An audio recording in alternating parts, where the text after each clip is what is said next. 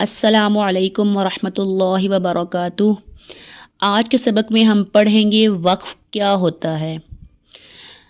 وقف کیا ہوتا ہے؟ وقف ہوتا ہے آخری حرف کو ساکن کرنا، سانس توڑنا اور رک جانا۔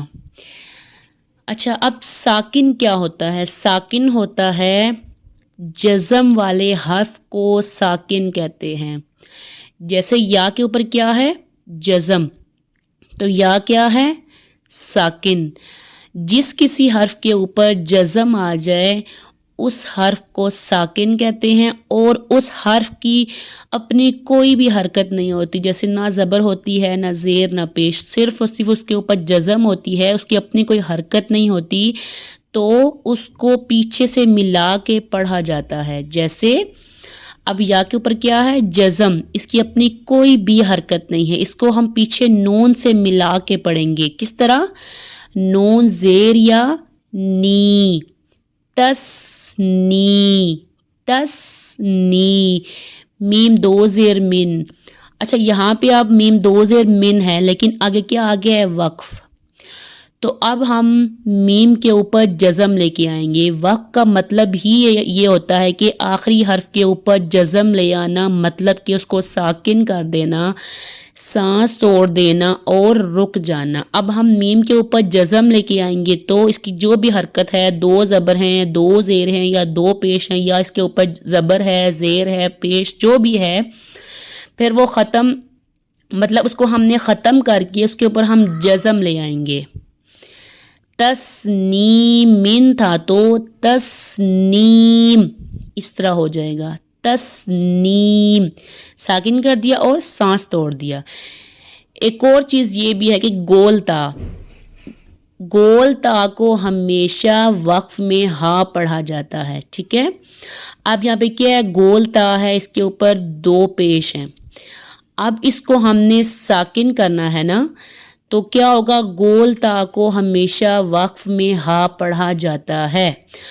اب یہاں پہ ہم تا کے اوپر جزم لے کے جب آئیں گے تو جو اس کے اوپر اپنی حرکت ہوگی، دو زبر ہے، دو زیر ہے یا دو پیش ہے، وہ اس کو ہم نہیں پڑھیں گے، جزم پڑھا جائے گا، اور گول تا کو وقف میں ہا پڑھا جائے گا۔ جیسے مُصَدَّۃٌ تھا تو وقف میں مُصَدَّہ، مُصَدَّہ۔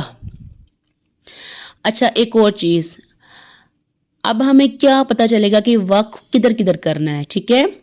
قرآن پاک میں اس طرح ہوتا ہے کہ جیسے یہاں پہ مطلب اب یہ آیت تو نہیں ہے، لیکن یہاں پہ ایسے سمجھانے کے لیے بتایا گیا ہے، لکھا گیا ہے کہ قرآن پاک میں اس طرح آئے گا۔ جیسے اب یہاں پہ گول دائرہ ہے، پھر آگے گول دائرہ، ٹھیک ہے۔ ایک گول دائرے سے لے کے دوسرے گول دائرے تک جو درمیان میں جتنے بھی جو آیت ہوتی ہے وہ ایک آیت ہوتی ہے، مطلب ایک گول دائرے سے لے کے دوسرے گول دائرے تک ایک پوری آیت ہوتی ہے، اور اس آیت کو ہم نے ایک سانس میں پڑھنا ہوتا ہے۔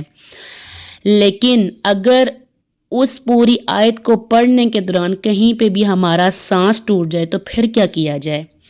پھر یہ ہوتا ہے کہ جیسے یہاں پہ مترابطن پہ فرض کریں ہمارا سانس ٹوٹ گیا، ٹھیک ہے، تو یہاں پہ ہم نے یہ کرنا ہے کہ یہ جو گول تا ہے، پیچھے میں نے بتایا کہ گول تا کو وقف میں ہا پڑھتے ہیں، تو پھر اس گول تا کو ہم وقف کر کے ہا میں تبدیل کر دیں گے، اور پھر اس کو چھوڑ نہیں دینا، کیونکہ یہاں پہ